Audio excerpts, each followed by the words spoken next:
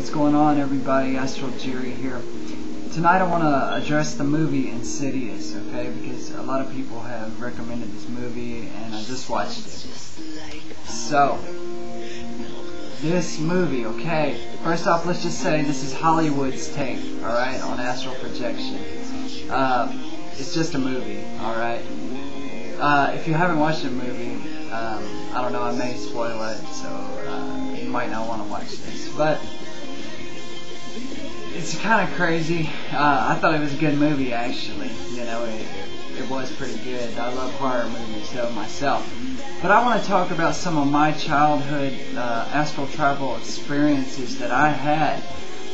As a child, I would say between the ages of 4 and 6, I had many out-of-body experiences that I just thought were intense dreams. You know, I didn't know what they were. I had no clue, no idea. You know, my family was not, you know, a spiritual family. And this is just something I never talked about. You know, I just dismissed it. You know, just wow, what an incredible freaking dream to have. You know, but as a child, I would travel out of body.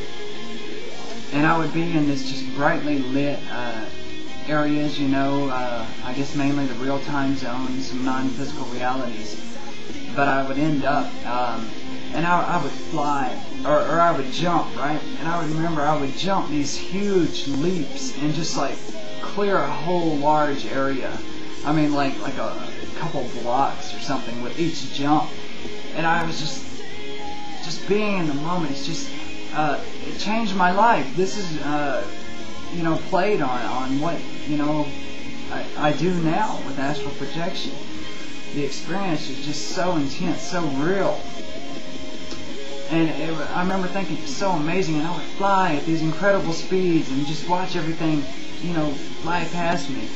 And I would come back and I would think, you know, I would get up as a kid and I would think, what the hell, you know, and through my whole life, you know, I knew there was something more. You know, I always had these questions and, you know, nothing seemed right. I knew there was something more to it. You know, and I later discovered astral projection, out-of-body experiences, and I realized this is what I was experiencing. But as an early, you know, as a child traveling out of body, you know, it was a life-changing experience, you know. It definitely affected me for the better. Okay? So I took a few notes during the movie.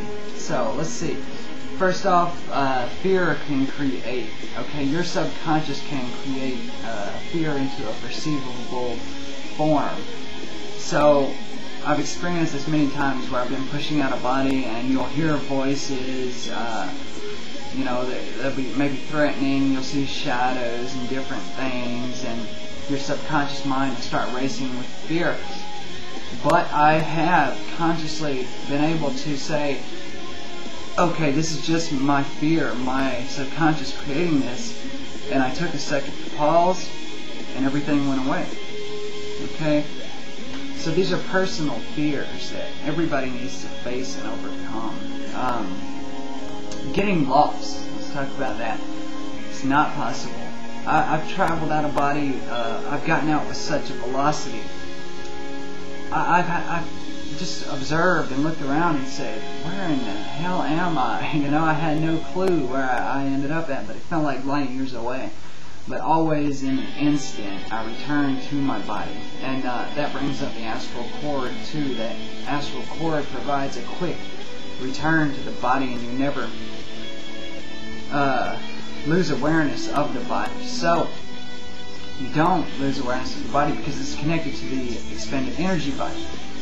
And this is how you cannot be possessed or taken over, because you never actually leave the physical body. I can tell you with 100% assurance, I have experienced full conscious awareness in my expended energy body, and know that this body exists 100% and occupies the physical body as the astral body moves out. Okay? So you never actually leave the body. There's no way, no possible way that you can get lost or not return. It's just not possible. Yeah, the vessel, like I said, the vessel is never empty. You know, you're always occupying it. You can come back and split second. And the next point I want to make is you do this, alright, every night as you go to sleep, you do this. You're just not aware. You're not aware that you're doing it, and that's the difference. This is the complete difference. Okay? You are astral projecting, but you are unaware. Okay? And that's what astral projection is. Moving out into that body while maintaining your awareness. Okay? That's the only difference. You're maintaining awareness while doing it. But you do this every night. It's no different than going to sleep. If you lay down and you go to sleep at night, you've already astral projected. Well, what's the fear? You know, there's no fear there, you know? But, and I got out one time, I'll share an experience with you. Nothing can harm me, nothing at all. And I got out one time and I was just kind of bouncing along, right? And I looked at my hands and I kind of gained my balance. And I was just in the backyard of there was some brick house, and I was in a yard.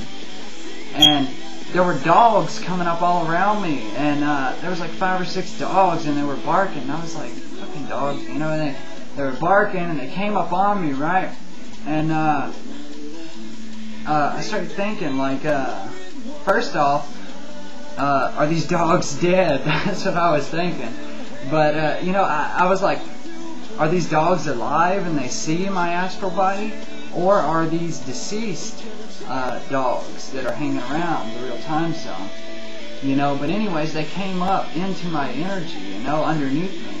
And I just kind of laughed in my head because I knew that, you know, all that barking, they couldn't hurt me. They just couldn't, you know, and I know that. And I've experienced this so many times. You're indestructible. Nothing can hurt you, and nothing ever will hurt you. But I mean, it was an awesome movie, though. If you haven't astral traveled, you probably shouldn't watch it. But it's just Hollywood's take on it, you know.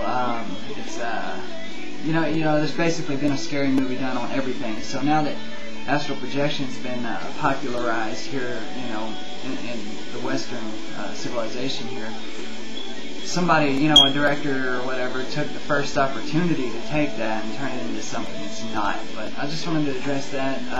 Thanks.